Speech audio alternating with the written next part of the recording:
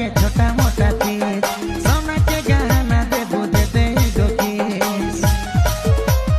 साड़ी चूड़ी पायल है के छोटा मोटा चीज सोना के गहना देबू दे दे गो किस मोहर गाना रे गाना के रिलीज रानी हवे दे तो के थार में घुमाबू गाना हिट होवे दे।